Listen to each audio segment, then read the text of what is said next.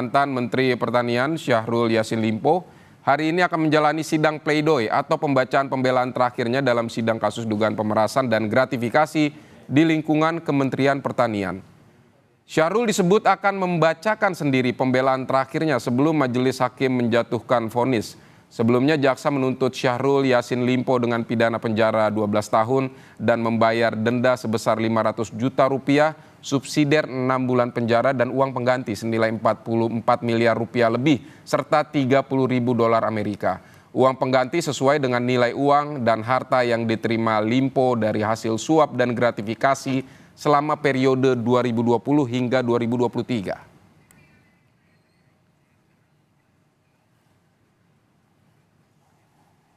Dalam sidang pembuktian yang menghadirkan saksi-saksi diketahui Syahrul Yassin Limpo menggunakan uang Kementerian Pertanian untuk membiayai keperluan istri, anak hingga cucunya. Terdakwa Syahrul Limpo juga mengaku pernah memberikan uang 1,3 miliar rupiah kepada Firly Bahuri. Penyerahan uang dilakukan 2 kali masing-masing 800 dan 500 juta rupiah.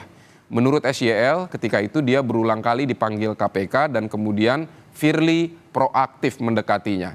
Dari keterangan saksi terungkap juga uang 100 juta rupiah yang digunakan untuk membayar biduan atau penyanyi dangdut Nayunda Nabila yang diundang Yassin Limpo.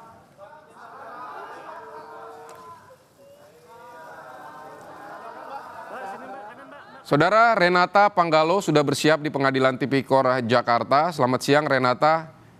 Renata, jam berapa sidang pembacaan pembelaan terakhir dari mantan mentan Syahrul Yassin Limpo ini? Ya, selamat siang Vidi dan juga saudara. Rencananya sidang dengan agenda pembacaan nota pembelaan ini akan dimulai pada pukul 13.30 waktu Indonesia bagian Barat di Pengadilan Tipikor tempat kami melaporkan. Vidi dan juga saudara, selain Syahrul Yassin Limpo yang akan membacakan nota pembelaan, ada 2 terdakwa lain. Ini ada mantan Sekjen Kementan Kasti Subagiono dan juga mantan Direktur Alat dan Mesin Pertanian Muhammad Hatta. Selain itu juga Vidi dan juga saudara, Hakim Ketua Rianto Adam Ponto juga ini sudah menegaskan agar pihak terdakwa maupun pihak kuasa hukum ini bisa datang tepat waktu agar persidangan bisa dimulai, karena memang untuk pernyataan atau pembacaan nota pembelaan ini hanya akan diberikan kesempatan pada hari ini saja. Jadi diharapkan terdakwa dan juga tim kuasa hukum ini bisa datang tepat waktu pada pukul 13.30 siang nanti. Vidi dan juga saudara, diketahui kemarin pada hari Jumat lalu ini sudah dibacakan surat tuntutan oleh Jaksa Penuntut Umum Komisi Pemberantasan Korupsi dan SYL. Ini dituntut 12 tahun penjara dan juga ia didenda 500 juta rupiah subsidiar 6 bulan kurungan. Syahrul Yassin Limpo juga diminta untuk membayar uang pengganti sebesar 44 miliar lebih ditambah 30.000 US dollar dan dikurangi dengan jumlah uang yang disita dan dirampas dalam perkara ini.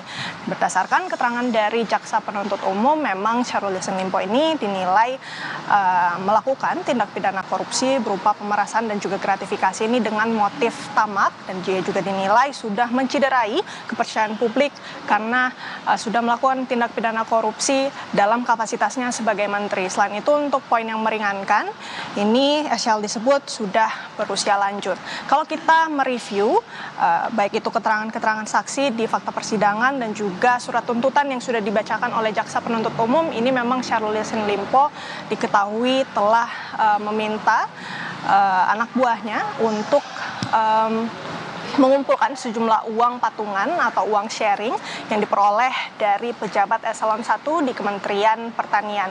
Uang-uang ini kemudian digunakan oleh SYL untuk kepentingan pribadi maupun kepentingan keluarganya, seperti untuk membayar penyanyi dangdut, kemudian juga untuk membeli perawatan kulit, membeli mobil, operasional rumah, bahkan untuk membiayai acara ulang tahun dan juga berbagai perjalanan luar negeri.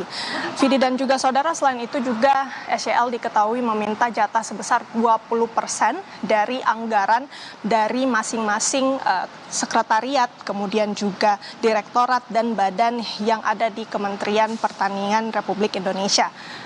Selain meminta uang ataupun memeras begitu ya, ia juga mengancam pejabat-pejabat di Kementerian Pertanian apabila tidak memberikan uang begitu maka akan dipindah tugaskan atau dinonjobkan. Tentu Vidi dan juga saudara yang menarik dari berbagai persidangan yang sudah dilakukan dalam sidang kasus pemerasan dan gratifikasi dengan terdakwa SYL, ini juga baru-baru diketahui bahwa SYL ini mengaku memberikan uang sebesar 1,3 miliar rupiah kepada mantan Ketua Komisi Pemberantasan Korupsi yakni Firly Bahuri.